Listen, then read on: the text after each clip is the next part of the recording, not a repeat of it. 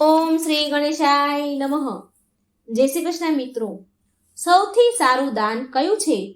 શ્રાપિત કૂતરાની વાર્તા. ઓમ નમો ભગવતે વાસુદેવાય. ઓમ નમઃ શિવાય. મિત્રો, આજે આપણે સરસ મજાની વાર્તા સાંભળીશું. દાન વિશેની આ વાર્તા છે. ખૂબ જ જીવન ઉપયોગી વાર્તા છે. તમને ખૂબ સરસ મજા આવશે વાર્તા સાંભળવાની. તો મિત્રો, જો વાર્તા સારી લાગે તો વિડીયો લાઈક અને શેર જરૂર કરજો અને આ ચેનલને સબસ્ક્રાઇબ કરવાનું ભૂલશો નહીં. આપણા જીવનમાં કંઈક ને કંઈક દાન કરીએ છીએ, પણ શું તમને ખબર છે કે સૌથી સારું દાન શું છે? ઉત્તમ દાન કયું છે? શું છે સૌથી મોટું પુણ્ય? આવો જાણીએ આ કથા વાર્તાથી. કાશીપર ગામમાં એક હરીશ નામનો આદમી રહેતો હતો, જે લાકડા કાપીને તેનું જીવનનું ગુજરાન કરતો હતો. એ એની પત્ની સાથે રહેતો હતો. લાકડા કાપીને વેચવાની કમાણીથી જે એના પૈસા આવે એનાથી એનું જીવન ચાલતું હતું, પણ એ પૂરતું નહોતું. એટલી કમાણી એના માટે પૂરતી નથી. ભોજન અને કપડાની હંમેશા કમી રહેતી હતી. એક દિવસ દુખી હેરાન થઈને હરીશની પત્ની બોલી, ગમે તેમ મહેનત કરો પણ કમાણી વધતી નથી. કોઈ તહેવાર સારો મનાવાતો નથી કે સારી રીતે જીવન મેળવી શકતા નથી, જીવી શકતા નથી. આ બળતણના લાકડા કાપીને વેચવાની જગ્યાએ તમે શહેરમાં જઈને કંઈક કામ કરો ને. કેટલા વર્ષો સુધી આપણે આવું જીવન જીવીશું? એટલે હરીશ બોલ્યો, જો હું હંમેશા તારી વાત સાંભળતો આવ્યો છું અને મેં કેટલી વાર તને કીધું છે કે હું આ ગામ છોડીને ક્યાંય નહીં જઈ શકું. હું આ શહેરમાં ક્યારેય નહીં જાઉં. હું આ ગામ છોડીને શહેરમાં અહીંથી નહીં જઈ શકું, કારણ કે મને અહીં શાંતિ મળે છે. શહેરમાં હું શાંતિથી જીવી નથી શકું. હવે બીજી વાર આ વાત તું મને કહેતી નહીં. હવે હું બીજી વાર નહીં સાંભળું. તો એની પત્ની બોલી, તો હવે આપણે શું કરીશું? હું પણ એ પાપના કારણે જ અહીં છું જે પાપને તમે બાંધી રાખ્યું છે. ઠીક છે, ખાવાનું થઈ ગયું છે, ખાઈ લો અને જાઓ અહીંથી. ભોજન કર્યા બાદ લાકડા કાપવા ચાલ્યો ગયો હરીશ. ચાલતા ચાલતા ઘણો આગળ નીકળી જાય છે અને વિચારે છે કે આજે તો હું ઘણો બધો દૂર આવી ગયો છું. મારે એક મોટું ઝાડ જોઈએ છે. એક પણ ઝાડ અત્યાર સુધી મળ્યું નહીં. પેલું એક ઝાડ દેખાય છે, પણ ઘણું નાનું છે. આનાથી મારું શું થશે? પણ ચાલ ને, આજે આ નાના ઝાડને કાપીને કામ ચલાવી લઉં. પછી હરીશ એક નાનું ઝાડ હતું એ કાપે છે અને તેના માથે પર એ લાકડાનો ભારો મૂકીને વેચવા માટે જાય છે. તો તેની લાકડા વેચાતા નથી. તો વિચાર કરે છે કે શું આ લાકડાઓ બધા મારે પાછા ઘરે લઈ જવા પડશે? નહીં વેચાય કે શું? આમ વિચારીને ચાલતો જાય છે. તો રસ્તામાં એક આદમી તેને બૂમ પાડે છે કે સાંભળો લાકડાવાળા ભાઈ, લાકડા વેચનાર, અહીં આવો. આ તમારા લાકડાની કેટલી કિંમત છે? તો હરીશ બોલ્યો કે ભાઈ, તમારા બધા જ લાકડા જોઈએ છે કે અડધા? જો બધા જ લાકડા જોઈએ તો માત્ર 10 રૂપિયામાં હું આપી દઈશ. તો એ આદમી બોલ્યો કે ભાઈ, મારે તો બધા જ લાકડા જોઈએ છે, પણ ભાઈ તમે જો લાકડાનો ભાવ કર્યો છે ને એ બહુ વધારે છે. હું તો માત્ર 5 રૂપિયા જ આપી શકું છું. તો હરીશ બોલ્યો કે બ્રાહ્મણ દેવ, આ કિંમતમાં તો હું લાકડા ન વેચી શકું, પણ હું બહુ થાકી ગયો છું માટે આપી દઉં છું. લાવો 5 રૂપિયા આપી દઉં તમને લાકડા. આમ બહુ મોડું થઈ ગયું છે મારે, એમ પણ તમે જલ્દી મને પૈસા આપો. મારે ઘરે પણ જવાનું છે અને ખાવાનું પણ છે. તો એ બ્રાહ્મણ બોલ્યા કે લે ભાઈ તારા 5 રૂપિયા. આ બધા જ લાકડા એક બાજુ ઉતારી દે. લાગે છે કે તું ભૂખ્યો છે. શું તારે જમવું છે? ખાવાનું તૈયાર છે, ખાઈ લે પછી જજે. તો હરીશ બોલ્યો, હા મને ભૂખ તો બહુ લાગી છે, પણ જો હું ખાઈશ તો તમારા માટે જમવાનું નહીં બચે. રહેવા દો ને, હું ઘરે જઈને ખાઈ લઈશ. તો એ બ્રાહ્મણ શાસ્ત્રી બ્રાહ્મણ હતા એટલે બોલ્યા કે ચિંતા ન કરો ભાઈ, તમે ખાઈ લો. છતાં પણ 10 લોકો ખાય, તમે ખશો પછી 10 લોકો ખાય એટલું જમવાનું મારી પાસે છે. તમે જ્યારે પણ ભૂખ લાગે, ગમે તે દિવસે તમને ભૂખ લાગે તો તમે અહીં ખાવા આવી શકો છો. હરીશ પૂછે છે કે શું તમે હંમેશા આવી રીતે બધાને જમાડો છો? તો એ બ્રાહ્મણ બોલ્યા, હા, જ્યાં સુધી ઈશ્વર મને શક્તિ આપશે ત્યાં સુધી હું આ કામ કરવા માંગુ છું. પછી આગળ ભગવાનની ઈચ્છા. તો હરીશ બોલ્યો, ઠીક છે, તો હું આજે અહીં જ જમી લઉં છું. આપો મને જમવા. એ દિવસ હરિએ તે બ્રાહ્મણ શાસ્ત્રીના ઘરે ભર પેટ ભોજન ખાધું અને તેના ધન્યવાદ કરીને બોલ્યા કે બ્રાહ્મણ દેવ, તમે બહુ સારા છો અને ઉદાર મનના છો. આવું સારું કામ કરવામાં હું તમારી મદદ કરવા માંગુ છું. હવે હું તમને 10 રૂપિયાના કિંમતના લાકડા 5 રૂપિયામાં આપીશ. સારું સારું, હવે હું જાઉં છું. બ્રાહ્મણ બોલ્યા, સારું, જાઓ, ધ્યાનથી જજો, ધ્યાન રાખજો. હરીશ તેના કાપેલા બધા લાકડા 5 રૂપિયામાં આપી દીધા અને ઘરે જવા માટે નીકળી ગયો. ઘણું મોડું થયું ઘરે આવતા. એટલે હરીશની પત્ની બોલી, શું થયું? આટલું મોડું કેમ થયું આજે? અત્યાર સુધી શું કરી રહ્યા હતા? શું તમને આજે લાકડાનો કંઈક વધારે ફાયદો થયો હોય એવું લાગે છે? લાવો લાવો પૈસા. હરીશ બોલ્યો, જોવા જાવ તો ફાયદો નથી થયો. 5 રૂપિયા મળ્યા છે. રોજ કરતા ઓછા પૈસા મળ્યા છે. આ 5 રૂપિયા લે. હરીશની પત્ની બોલી કે શું તમે મને 5 રૂપિયા આપી રહ્યા છો? મને એવું લાગ્યું કે આજે તમે રોજ કરતા મને વધારે પૈસા આપશો, પણ તમે તો રોજ કરતા આજે અડધા જ પૈસા આપ્યા છે મને. તમે અત્યાર સુધી ક્યાં હતા? શું કરી રહ્યા હતા? કેટલું મોડું થયું? હરીશ બોલ્યો, અરે હું લાકડા વેચવા માટે નીકળ્યો હતો, પણ કોઈ ખરીદી જ નતા રહ્યા લાકડા. તો હું અમારા ગામની પાસે, આપણા ગામની પાસે ગંગાપુરમાં એક શાસ્ત્રી બ્રાહ્મણના ઘરે ગયો હતો. ત્યાં જે પણ જાય છે એને એ પ્રેમથી જમાડે છે. આવા લોકો માટે આપણે કંઈક ને કંઈક તો જરૂર કરવું જોઈએ. હરીશની પત્ની બોલી, એ હંમેશા લોકોને જમાડે છે, તો નક્કી આ પૈસાવાળો બ્રાહ્મણ શાસ્ત્રી હશે, નહીં તો એ આવું કેવી રીતે કરી શકે? આટલા લોકોને જમાડવા વાળાને તમે કેવી રીતે મદદ કરી? તો હરીશ બોલ્યો કે એ એટલા અમીર શાસ્ત્રી નથી જેટલું તું વિચારી રહી છે. એ દાનની સારી ભાવના રાખે છે. ગંગાપુર મંદિરના પૂજારી છે. તે એની કમાણીમાંથી બધાને જમાડે છે. તો હરીશની પત્ની બોલી કે હું તો તમને એ પૂછી રહી છું ક્યારની કે તમે એ બ્રાહ્મણની મદદ કેવી રીતે કરી? આપણી આવક બહુ જ ઓછી છે. આપણે શું મદદ કરી શકીએ તેની? તમે સ્વર્ગ જવાનો આ વિશે ન વિચારો, પહેલા ધરતી પર રહીએ છીએ ને એનું કરો. તો હરીશ બોલ્યો કે એ બ્રાહ્મણને કહ્યું કે જે હું લાકડા કાપીને લાવું છું એ હું તમને અડધા ભાવમાં આપી દઈશ. મેં એ બ્રાહ્મણને આવું કહીને આવ્યો છું અને હું કાલથી અમુક થોડા લાકડાના ભારો એના માટે અને બાકીના બીજા લાકડા વેચવા માટે કાપીશ. તો તેની પત્ની બોલી કે જો તમે લાકડાના 2 ભારા નહીં કાપી શકો તો રોજ તમે માત્ર 5 રૂપિયા લઈને આવશો, તો હું 5 રૂપિયામાં ઘર કેવી રીતે ચલાવીશ? તમે આવું ન કરો. તો હરીશ બોલ્યો કે જે મારી ઈચ્છા છે એને હું પૂરી કરવાની જરૂર કોશિશ કરીશ, અને પછી આગળ ભગવાનની ઈચ્છા. હું એ બ્રાહ્મણના ઘરે જમ્યો છું, તું પણ સાથે આવજે જમવા. હરીશ રોજ હવે લાકડા કાપવા જાય અને બ્રાહ્મણને વચન આપ્યા પ્રમાણે માત્ર 5 રૂપિયામાં લાકડાને તેની પાસે લઈ જતો હતો. એક દિવસ બ્રાહ્મણ દેવ જમવા હજી બેઠા જ હતા ત્યારે બહારથી અવાજ આવ્યો કે મહારાજ, લાકડા લાવ્યો છું, 5 રૂપિયા આપી દો. અહીં બહાર આવીને લાકડા લઈ લો, પછી હું ચાલ્યો જાઉં. તો બ્રાહ્મણ બહાર આવીને બોલ્યા કે હરીશ, આજે હું તને 5 રૂપિયા નહીં આપી શકું, માટે તારા લાકડા પાછા લઈ જા. તો હરીશ બોલ્યો, પાછા કેમ લઈ જાઉં? હું તમારા માટે લાકડા લાવ્યો છું, પૈસા કાલે આપી દેજો. અને મને બહુ ભૂખ લાગી છે, મને થોડું ખાવાનું હોય તો આપી દો. તમે મને જમાડી તો શકો જ છો ને?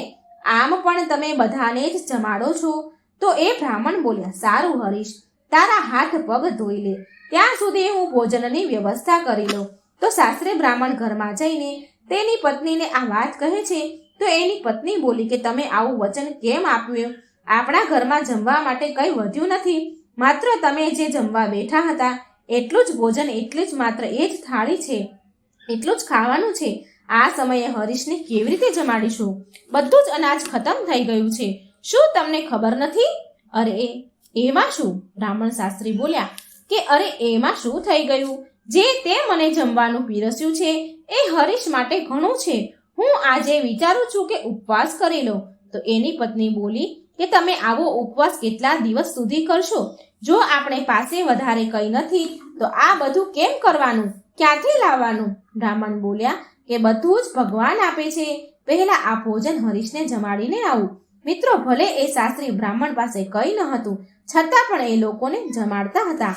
એક દિવસ હંમેશાની જેમ હરીશ લાકડા કાપવા જાય છે. એ વિચારે છે કે જંગલની સામે બધા જ સુકાયેલા ઝાડ તો મેં કાપી નાખ્યા. હવે બાકી વધ્યા છે લીલા ઝાડ. જંગલની અંદર જવું થોડું મુશ્કેલ લાગે છે. હું આની પહેલા ક્યારેય આટલો જંગલની અંદર નથી ગયો કે ક્યારેય અંદર નથી ગયો. મારે સાવધાન રહેવું જોઈએ. જંગલમાં અંદર જંગલી જાનવર હોઈ શકે છે. જો મને કંઈ થઈ ગયું તો આમ વિચાર કરતા કરતા હરીશ જંગલની વચ્ચે ચાલ્યો જાય છે. ઘણો બધો દૂર આવી ગયો પણ કોઈ ઝાડ મળ્યું નહીં. ત્યાં તેને એક ઝાડ જોયું અને વિચાર્યું કે આ એક મોટી શાખા છે એ જ કાફી છે. જો હું આ એક મોટી બધી શાખા છે એને કાપી લઉં તો લાકડાના 3 ભારા થઈ જશે અને એમાંય ઘણું મોડું થઈ ગયું છે આજે, એટલે આ જ કાપી લઉં. આમ વિચાર કરી હરીશ એ મોટા ઝાડ ઉપર ચડી ગયો અને એ ડાળી પર બેસીને લાકડા કાપવા લાગ્યો. બહુ મોટી ઝાડની શાખા હતી. જેમ જેમ એ લાકડા કાપતો હતો તેમ લાકડા કપાઈને નીચે બાજુના ઝાડ પર પડી રહ્યા હતા. પછી અચાનક ત્યાં એક સાધુ તપસ્વી પ્રગટ થયા અને એ ક્રોધમાં આવીને બોલે છે કે મારી તપસ્યા કોણે ભંગ કરી? તો એની નજર હરીશ પર પડી અને બોલ્યા કે લાગે છે તું જ છે મારી તપસ્યા ભંગ કરવા વાળો. હું તને શ્રાપ આપું છું કે તું એક પુત્ર બની જઈશ. પછી હરીશ ડરી ગયો સંતના શ્રાપથી અને કહે છે કે મહારાજ, મને ખબર નથી કે તમે અહીં નીચે તપસ્યા કરવા બેઠા છો. તો એ સાધુ બોલ્યા કે હું અહીં 100 વર્ષથી તપસ્યા કરી રહ્યો છું અને તે મારી તપસ્યા આજે ભંગ કરી છે. તો હરીશ બોલ્યો, હું તો રોજ ઝાડના લાકડા કાપવા માટે આવું છું અને બળતણના લાકડા વેચું છું અને એનાથી મારું ગુજરાન ચલાવું છું. મેં મહારાજ જાણી જોઈને આવું નથી કર્યું. મને માફ કરો મહારાજ, કૃપા કરી આ શ્રાપને પાછો લઈ લો. તો એ સંત બોલ્યા કે મેં ક્રોધવશ થઈને તને શ્રાપ આપી દીધો કેમ કે તે મારી તપસ્યા ભંગ કરી. આ શ્રાપને પાછો ન લઈ શકાય મારાથી, પણ હું તને એક ઉપાય બતાવું છું. હરીશ બોલ્યો કે કૃપા કરી મને કહો કે હું આ શ્રાપથી છુટકારો મેળવવા શું કરું? તો એ સંત બોલ્યા કે તું એવા લોકોને શોધ જે સૌથી સારું દાન આપે છે. તેવા લોકોના જમ્યા પછી જો એની થાળીમાં થોડું એક પણ ખાવાનું અન્નનો કણ તને મળી જાય, એ બચે અને એને તું ખાઈ લઈશ તો તારા શ્રાપથી તને મુક્તિ મળી જશે. જો અત્યારે કાળા રંગના કલરનો તું કૂતરો બન્યો છે અને પછી જો તું પૂરી રીતે સફેદ થઈ જઈશ તો તું તારા શ્રાપથી મુક્ત થઈ જઈશ. હરીશ રડતા રડતા કહે છે, હું મારી પત્નીને રોજ બળતણના લાકડા કાપીને વેચવાથી જે પૈસા આવતા તેનાથી ગુજરાન ચલાવતા હતા. એનો સહારો હું એને આપતો હતો. તો હવે હું કૂતરો બની ગયો છું તો મારી પત્નીનું શું થશે મહારાજ? તે સંત બોલ્યા કે ચિંતા ન કર, તારી પત્નીને કોઈ કમી નહીં રહે. ભગવાન જ એની વ્યવસ્થા કરશે. આ વખતે તારો શ્રાપ તૂટશે ત્યારે તું કષ્ટોથી મુક્ત થઈ જઈશ અને ધન ધાન્યથી સુખી સંપન્ન જીવન જીવીશ. હરીશ હવે શ્રાપના કારણે કૂતરો બની જાય છે અને સંતને કહે છે, હવે મને રજા આપો મહારાજ. આમ કહીને આ શ્રાપથી મુક્ત થવા માટે યાત્રા શરૂ કરી કૂતરાએ. એ વિચારે છે કે જેવું ઋષિ સંતે કહ્યું કે એવું સૌથી વધારે સારું દાન દેવાવાળું ક્યાં મળશે? મને કંઈ નથી સમજાતું, ક્યાં શોધું હું? પછી એને યાદ આવ્યું કે પેલા શાસ્ત્રી બ્રાહ્મણ એ બહુ દયાળુ ઉદાર મનના છે, હું એમની પાસે જઉં. હરીશ કૂતરાના રૂપમાં શાસ્ત્રી બ્રાહ્મણ પાસે જાય છે. શાસ્ત્રી એની પત્નીને કહેતો હોય છે કે ચાલો આજે તો બહુ સારું થયું. આજે કોઈ તકલીફ વિના બધા મહેમાનોને જમાડી દીધા. સારું, આજે મને બહુ સંતોષ લાગ્યો. બસ ભગવાન મને બધાને ખવડાવવાની શક્તિ આપે જે આજે પણ અહીં આવ્યા છે. શાસ્ત્રીના જમ્યા બાદ તેની પત્નીએ તેની જે જમવાની જે પતરાળી હતી એથી એ બહાર મૂકી દીધી.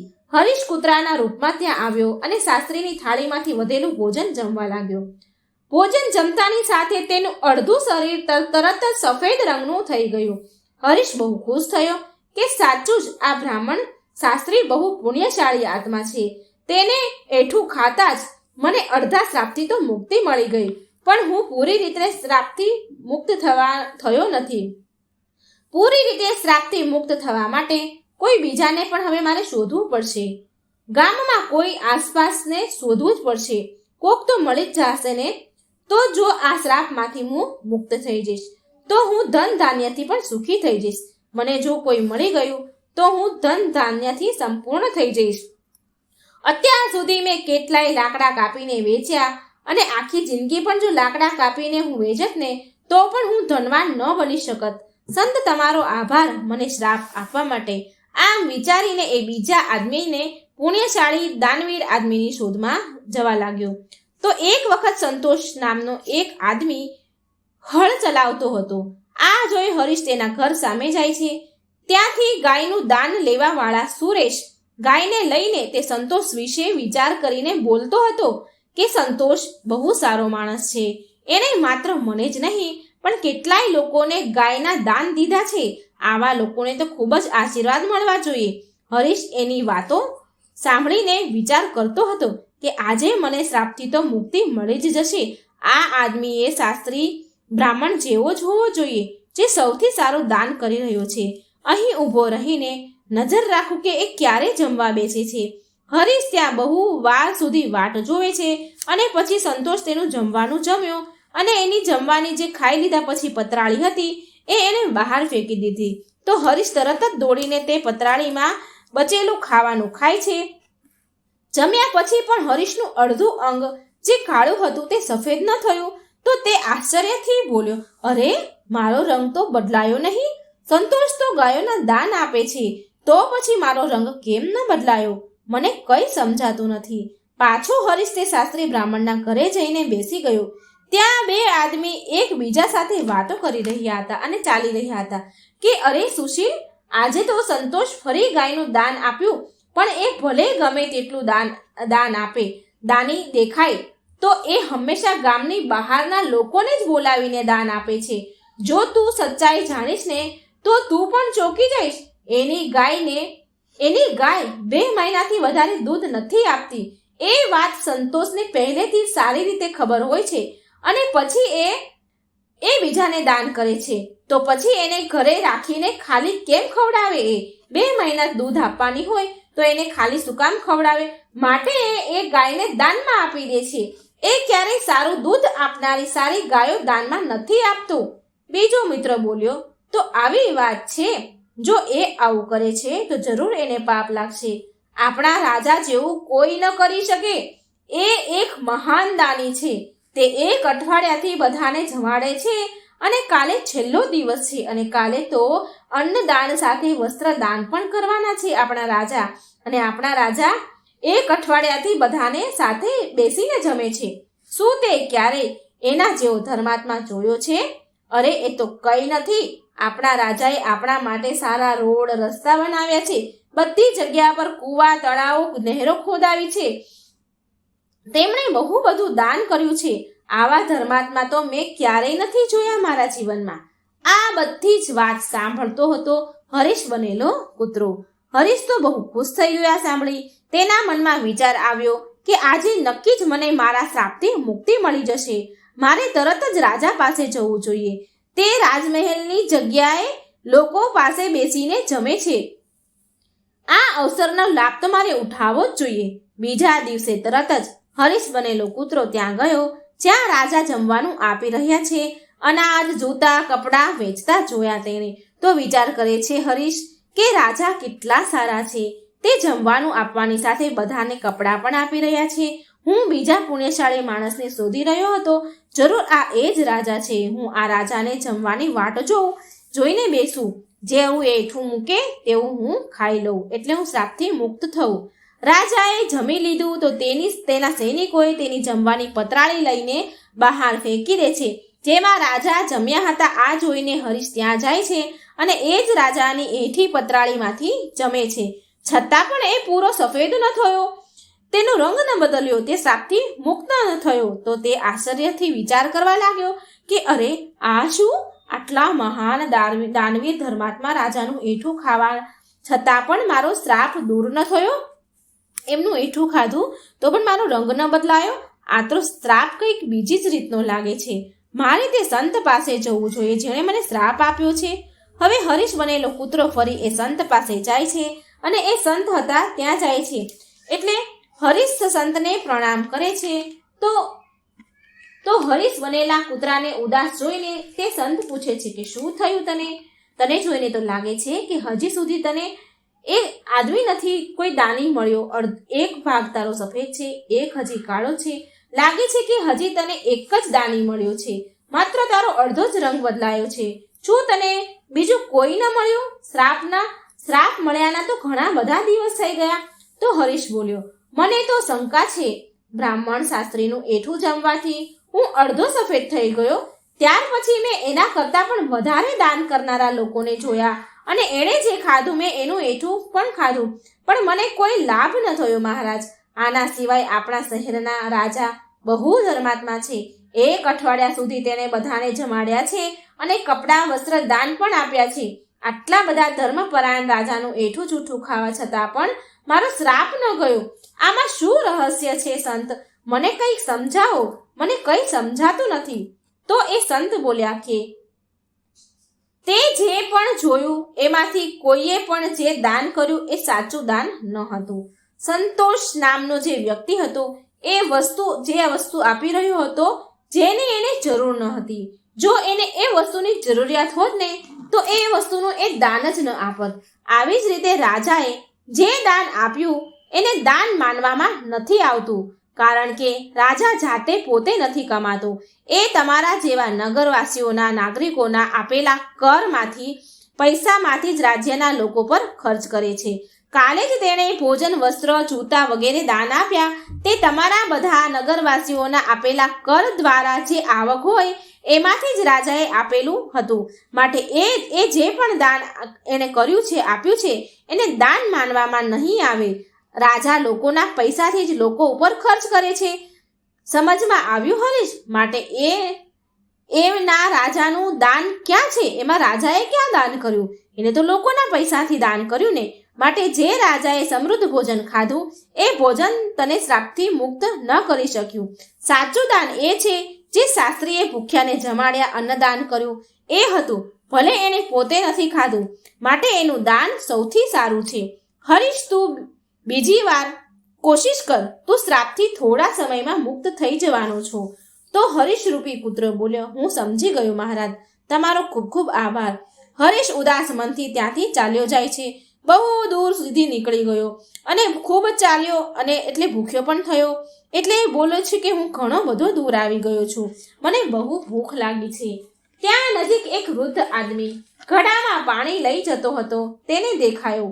ત્યાં 2 લોકો પાસે વાત કરી રહ્યા હતા કે એ વૃદ્ધ માણસને જોઈ રહ્યા હતા. જો પેલા વૃદ્ધ માણસ જુએ છે જે ઘડામાં પાણી ભરીને લઈને આવે છે અને ત્યાં મૂકે છે પેલી જગ્યા પર. આ કડી ધૂપ, આટલા બધા તડકામાં, તાપમાં અવર જવર કરતા લોકો માટે પાણી મૂકે છે એ વૃદ્ધ દાદા. આ વૃદ્ધ માણસ 90 વર્ષ કરતાં વધારે ઉંમરના હોય એવું લાગી રહ્યું છે. ખરેખર એનું કામ પ્રશંસા કરવા લાયક છે. એ 2 વ્યક્તિ આવી વાતો કરી રહ્યા હતા. પછી એ વૃદ્ધ માણસ તેની સાથે જે જમવાનું લાવ્યો હોય છે એ જમવા લાગે છે. હરીશ આ 2 જે વાતો કરી રહ્યા હતા એની વાત સાંભળી એટલે આ હરીશ બનેલો કૂતરો એ વૃદ્ધ માણસ પાસે ગયો. પછી એ વૃદ્ધ માણસ જમવા બેસતા હતા એટલે આ હરીશ ત્યાં ગયો.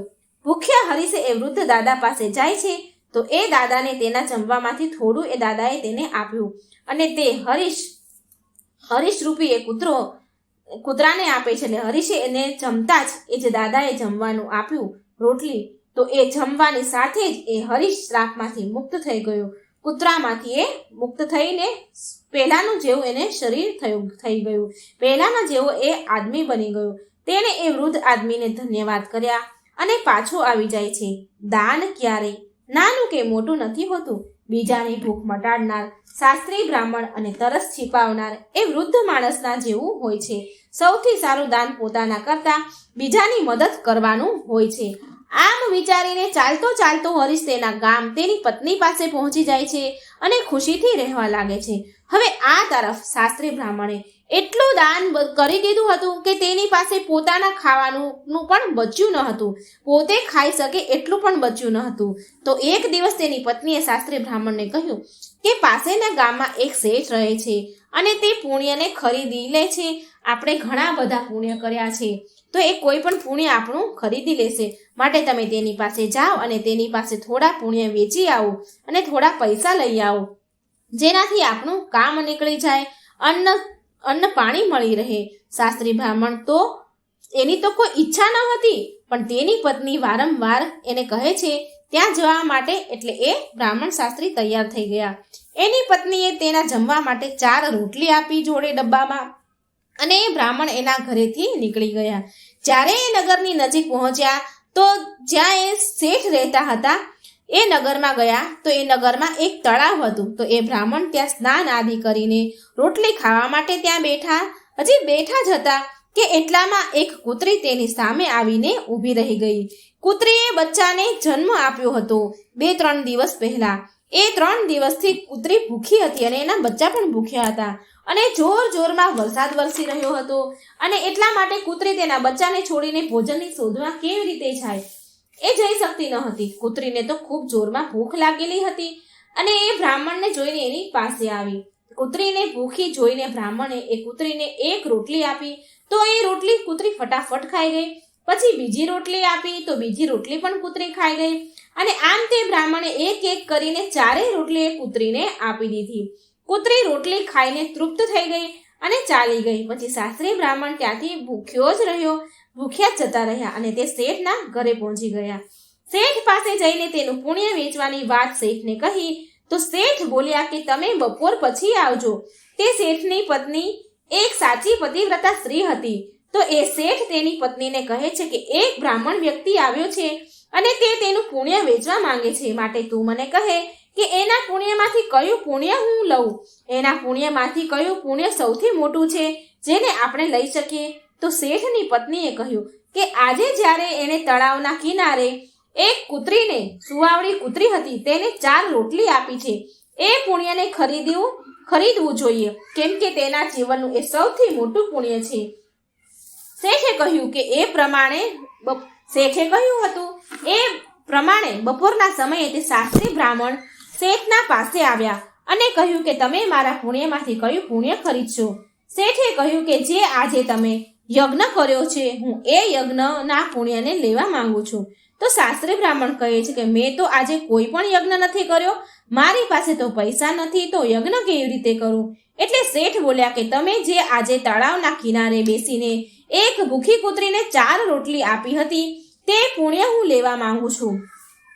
શાસ્ત્રીએ પૂછ્યું કે શેઠજી, એ સમયે તો મારી આસપાસ કોઈ જ ન હતું અને મને કોઈ જોઈ પણ નહોતું રહ્યું, તો પછી તમને એ વાતની ખબર કેવી રીતે પડી? મેં આજે કૂતરાને 4 રોટલી ખવડાવી છે. તો શેઠ બોલ્યા કે મારી પત્ની પતિવ્રતા છે, તેણે મને આ બધી વાત કહી. તો શાસ્ત્રી બોલ્યા બહુ સરસ, ઠીક છે, લઈ લો, તમે મારું એ પુણ્ય આજનું લઈ લો. એના બદલામાં તમે મને શું આપશો? શેઠ બોલ્યા કે તમારી રોટલી જે 4 રોટલી હતી એ જે 4 રોટલીનો વજન હતો તેટલા જ હીરા મોતી તમને હું તોલી આપીશ. એ રોટલીના વજન બરાબર તમને હીરા આપીશ. શાસ્ત્રી બ્રાહ્મણે એ વાત સ્વીકારી અને શેઠે અંદાજથી એટલી રોટલી બનાવી અને ત્રાજવામાં એક પલડા ઉપર રાખી અને બીજા પલડામાં હીરા મોતી જવેરાત મૂક્યા. પણ બહુ બધા રત્નો હીરા મૂક્યા બાદ પણ એ રોટલીનું પલડું ઉપર ઉઠ્યું નહીં. તો શેઠ બોલ્યા કે હજી વધારે હીરા મોતી લઈ આવો, હીરા મોતી ઝવેરાતને ઘરેણાની થેલીઓ લઈ આવો. જ્યારે શાસ્ત્રી બ્રાહ્મણ આ પુણ્યનો આટલો મોટો પ્રભાવ જુએ છે તો એ શાસ્ત્રી બ્રાહ્મણ બોલ્યા કે શેઠજી, હું મારા આ પુણ્યને હવે નહીં વેચું. તો શેઠ બોલ્યા કે જેવી તમારી ઈચ્છા ભાઈ. ત્યાર પછી એ શાસ્ત્રી ત્યાંથી ચાલ્યા ગયા અને એ જ તળાવના કિનારે આવ્યા જ્યાં બેસીને એણે કૂતરાને રોટલી ખવડાવી હતી. તો ત્યાંથી ચમકદાર પથ્થરો, કાંકરા, કાચના ટુકડાઓને બધાને એક પોટલીમાં બાંધી દીધા અને એ બાંધીને ઘરે લઈ આવ્યા. ઘરે આવીને એણે એ પોટલી તેની પત્નીને આપી અને કહ્યું કે આ પોટલીને ભોજન કર્યા બાદ જ ખોલીશું, એની પહેલા ખોલીશ નહીં. આમ કહીને એ બહાર ચાલ્યા ગયા. તેની પત્નીને પોટલી ખોલીને જોવાની બહુ મન હતું, ઈચ્છા હતી. તેણે એ પોટલી ખોલી તો એમાં હીરા મોતી માણેક સોનાના દાગીના વગેરે રત્ન ચમકી રહ્યા હતા. એ બહુ ખુશ થઈ ગઈ. થોડી વાર થયું તો એ શાસ્ત્રી બ્રાહ્મણ ઘરે પાછા આવ્યા. તો તેની સ્ત્રીએ પૂછ્યું કે આટલા બધા હીરા મોતી ઝવેરાત ક્યાંથી લાવ્યા? શાસ્ત્રી બોલ્યા કેમ મજાક કરી રહી છે તું? તો તેની પત્ની બોલે છે કે મજાક નથી કરી રહી, મેં સ્વયં ખોલીને જોયું છે, તેમાં તો બહુ બધા હીરા મોતી છે. શાસ્ત્રી બોલ્યા કે મને બતાવ એ પોટલી. તો તેની પત્નીએ પોટલી ખોલી તેની સામે મૂકી દીધી. આ જોઈને શાસ્ત્રી બ્રાહ્મણને આશ્ચર્યચકિત થઈ ગયા. તેણે એને એ પુણ્યનો પ્રભાવ લાગ્યો જે તેણે પેલી સુવાવડી કૂતરીને રોટલી ખવડાવી હતી.